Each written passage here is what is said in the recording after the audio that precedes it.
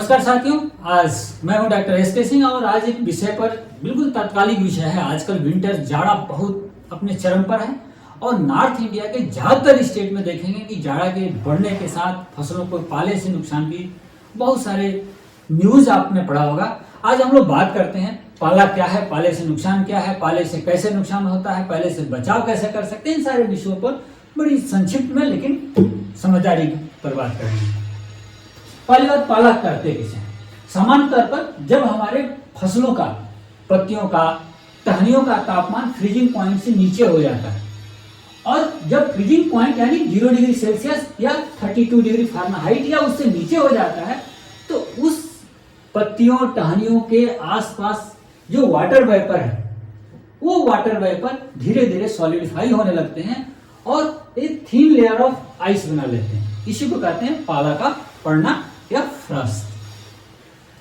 सामान्य तौर पर कुछ एरिया ऐसे होते हैं जहां पर पाला फ्रीक्वेंट हर साल पड़ता है, इसको कहते हैं फ्रॉस्ट पॉकेट। उस एरिया की विशेषता क्या होती है आप सब जानते हैं। कोल्ड एयर नेचुरली एक कोल्ड एयर की विशेषता होती है, अपर से डाउन को वो आता है और हॉट एयर लोअर टू अपर को जाता है। तो कोल्ड एयर क्या, cold air naturally flows downward on sloppy ground collecting eight lowest point और अगेंस्ट अ बैरियर।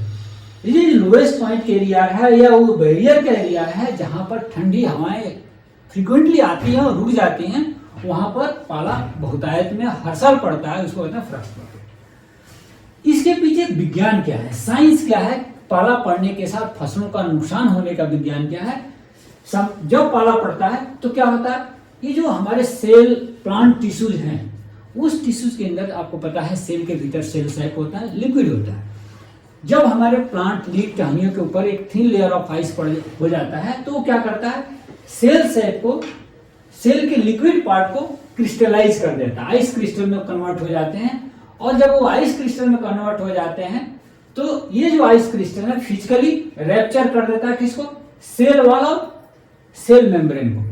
सेल की स्ट्रक्चर का सबसे बाहरी जो हिस्सा होता है सेल मेम्ब्रेन और सबसे उसके बाहर सेल वॉल, तो इन दोनों को रैप्चर कर देता है। अगर आप ऐसे आंख से देखें तो कोई टूटी फूटी पत्तियों या हिस्सा नहीं दिखेगा, लेकिन अंदर से वो प्लांट का वो पूरी टिश्यू डैमेज हो जाती है।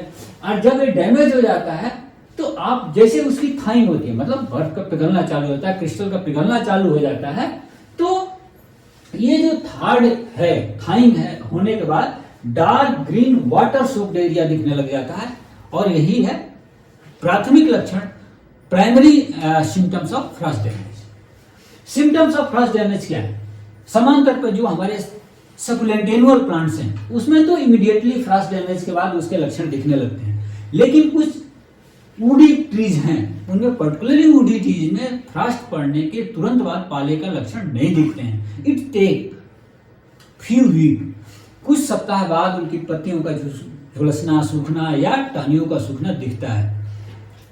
जो फर्स्ट लक्षण दिखता है वही पहले भी बात किया, वाटर सोक डार्क ग्रीन एरिया बनती है और वो धीरे धीरे जो वाटर सोक डार्क ग्रीन एरिया है ब्राउनिश एंड ब्लैकिश कन्वर्ट होती है। खासतौर पर अगर टोमेटो और पोटैटो एंड पीज में देखो आजकल बहुत देखने को मिल रही है। इस तरह से एक टोमेटो का प्लांट है, फ्रॉस्ट के कारण पूरी तरह से डैमेज हो गया।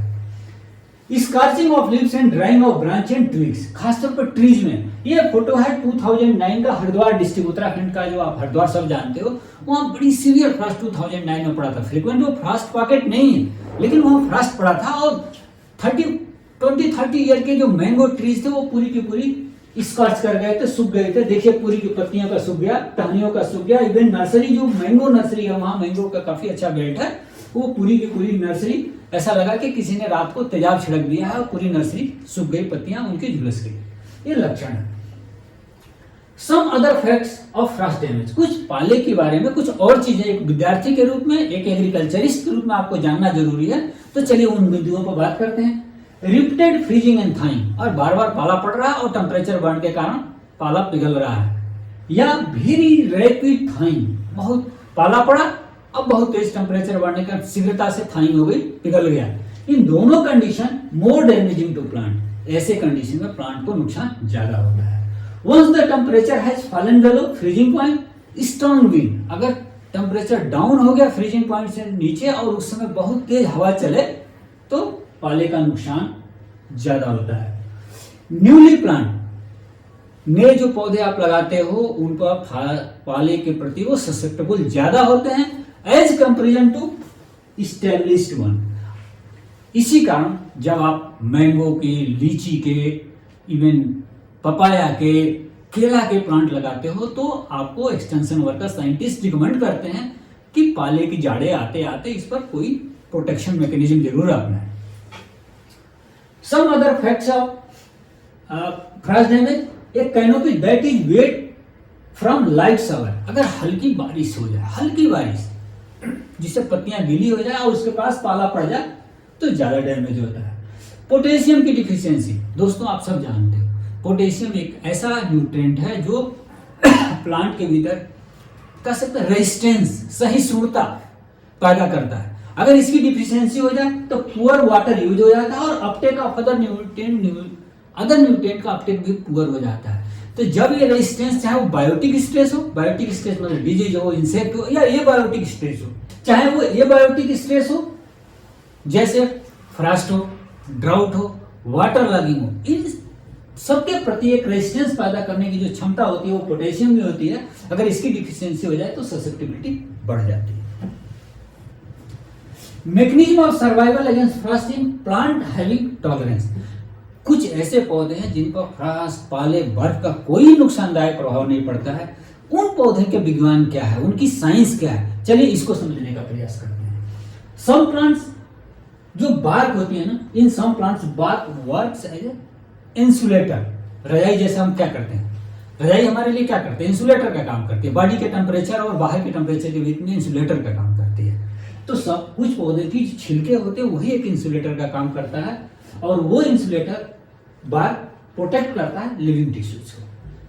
डिसिडुअस प्लांट दो तरीके होते हैं, एवरग्रीन जो साल के 12 महीने जिनकी पत्तियां नहीं गिरती हैं, डिसिडुअस प्लांट जो एक पर्टिकुलर सीजन में जैसे विंटर आते आते अपनी सारी पत्तियों को गिरा देते हैं। अगर देखिए ये है हमारा सेब का कोई बाग है और विंटर्स जब फुल सीवियर विंटर दिसंबर जनवरी के महीने आते हैं तो पूरी, चाहे एप्पल हो, पीच हो, प्लम हो, खुमानी हो, वॉलनट, पूरी पत्तियां ड्रॉप हो जाती है। अगर फर्स्ट टाइम ऐसे बाग को आप देखो हिमाचल, जम्मू कश्मीर, उत्तराखंड आकर, तो आपको अगर फर्स्ट टाइम में बाग देखा हो तो आपको ऐसा लगेगा बाग ये सूख गया है। सूखा नहीं है, ये प्रकृति ने उसे दिया हुआ एक कह सकते हैं एक साइंटिफिक टेक्नोलॉजी है और वो पत्तियों को ड्रॉप करके अपने को सीवियर कोल्ड से प्रोटेक्ट करता है। कुछ ऐसे पौधे हैं, some plants accumulate material like sugar, certain amino acids, और ये जो sugars and certain amino acids हैं ये एंटी फ्रीजिंग प्रॉपर्टी प्लांट्स को देते हैं जिसके कारण lowering the freezing point of cell content, cell content का जो फ्रीजिंग टेम्परेचर है उसको और लोअर कर देता है। आर्कटिक सर्कल के जो नेटिव ट्रीज हैं प्रकृति ने उन्हें और एक्स्ट्रा टेक्निक दिया है। वो टेक्निक क्या है, वो क्या करते हैं, रिमूव कर देते हैं वाटर को अपने सेल से और उनके सेल कंटेंट जो है उसमें उस डिहाइड्रेशन को टॉलरेट करने की क्षमता होती है। और ये वाटर जो रिमूव करते हैं सेल से वो कहाँ जाती है, वो बिटवीन द सेल चली जाती है यानी इंटरसेलुलर स्पेस में, और वहां जाकर वो आइस बनती है क्योंकि लो टेम्परेचर पर आइस बननी है। इंटरसेलुलर स्पेस में आइस बनने के कारण उन्हें कोई डैमेज नहीं होता है। तो आर्कटिक सर्कल एक विश्व का वो हिस्सा है, अगर ग्लोब को देखें ये इक्वेटर हो गया, ये ट्रॉपिक ऑफ कैंसर हो गया, ये नॉर्थ पोल हो गया, ये हो गया आर्कटिक सर्कल। आर्कटिक सर्कल इस धरती का वो हिस्सा है जहां सबसे ज्यादा ठंडा पड़ता है, सबसे ज्यादा बर्फ होती है। एक रशियन सिटी है मुरमांस्क। मुरमांस्क 3 degree above the Arctic circle है और ये मुरमांस्क एक ऐसा शहर है जहां मिड विंटर में लगातार 40 दिन तक सनराइज नहीं होता।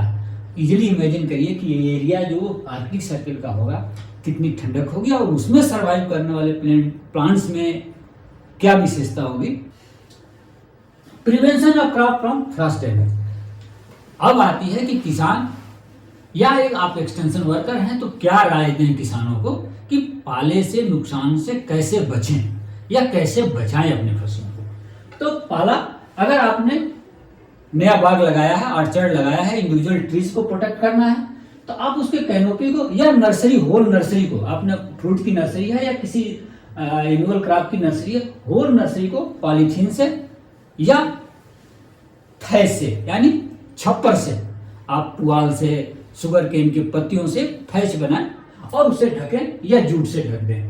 तो एक तरीका यह हो सकता है। दूसरा क्या, मल्चिंग कर दें। आपको पता है मल्चिंग में भी ऑर्गेनिक, इनऑर्गेनिक, ऑर्गेनिक मतलब पुआल यूज करें, शुगर केन लीव्स यूज करें, भूसा यूज करें या इनऑर्गेनिक पॉलीथीन यूज करें। जब भी मल्चिंग करते हैं तो मल्चिंग से क्या होता है, सॉइल का टेम्परेचर इन्वायरमेंटल टेम्परेचर से हमेशा अलग हो जाता है। तो इससे आपको थोड़ी टेम्परेचर हाई रहेगी सॉइल की और पौधे को सपोर्ट मिलेगा।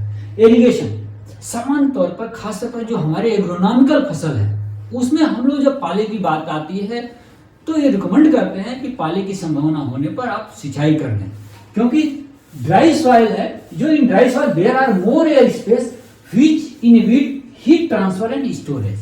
जब उसमें आप सिंचाई नहीं करेंगे तो हीट का ना तो उसके अंदर ट्रांसफर कम पुअर होगा और स्टोरेज भी पुअर होगा। पानी की, वाटर की विशेषता है वो धीरे धीरे हीट को एब्जॉर्ब करता है और धीरे धीरे ही रिलीज करता है।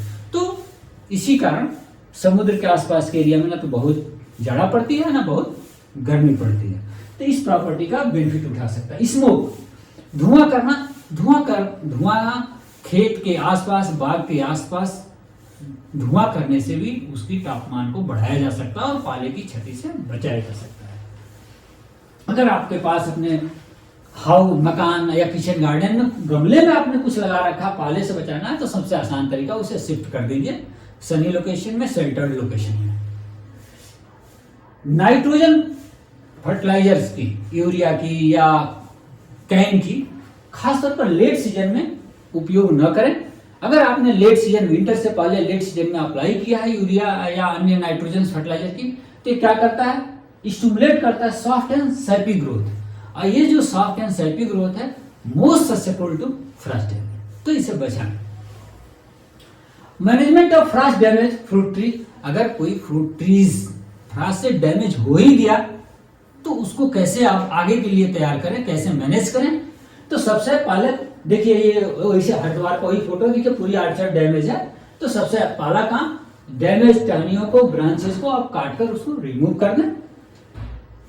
दूसरा काम, जो कटे हुए ब्रांचेज हैं, मोटी टहनियां हैं, उस पर चौबटिया पेस्ट कैसे बनाते हैं, 1 part copper carbonate, 1 part red lead और 1.25 पार्ट लिंसेडाइल, तीनों को आप किसी भी नॉन मेटेलिक यूटेंसिल में मिला दें, अच्छी तरीके से मिला दें, वो पेस्ट बन जाता है, आप लगा दें। या बोर्डो पेस्ट बनाएं। बोर्डो पेस्ट के लिए क्या यूज करते हैं, 800 to 1000 gram copper sulphate, 1000 gram lime, 10 litre water. बोर्डो पेस्ट बनाते वक्त दोस्तों सावधानी की आवश्यकता होती है, क्योंकि ये एसिडिक नेचर का होता है। एसिडिक नेचर का होने के कारण टॉक्सिसिटी क्रिएट करता है। लाइम उसको न्यूट्रलाइज करने के लिए डाला जाता है, तो वो आपका जो पेस्ट न्यूट्रल हुआ है कि नहीं या नियर टू एल्कली हुआ है कि नहीं, ये टेस्ट करना बहुत जरूरी है। कभी आप चाहोगे तो इस पर वीडियो बनाएंगे कि कैसे चौबटिया पेस्ट बनाए, कैसे बोर्डो पेस्ट बनाए या बोर्डो मिक्सचर बनाए। दोनों में से जो आप आसानी से बना सकें, जो आसानी से उपलब्ध हो, कोई भी आप कटे हुए स्टेप लगा दें। उसके बाद कॉपर COC, कॉपर ऑक्सीक्लोराइड 3 ग्राम 1 लीटर पानी में मिलाकर पूरे बाग पर स्प्रे करा दें, ताकि फर्दर कोई इन्फेक्शन न हो। मार्च आते आते या मार्च से जस्ट पहले प्रॉपर न्यूट्रिएंट फर्टिलाइजर के का जो रिकमेंडेड डोज है, एज पर आर्चर्ड की, जो आर्चर्ड की उम्र है, बाग की उम्र है, उसके हिसाब से जो रिकमेंडेड डोज है, प्लस फार्म यार्ड मैन्योर, उन्हें मिक्स करके प्रॉपर अप्लाई करें, इरिगेशन करें। प्लांट्स में नई ग्रोथ आएगी, आने वाले 2-3 साल में वो रीइस्टेब्लिश हो जाएगा। दोस्तों, ये रही पाला, पाले से बचाव और पाले का विज्ञान।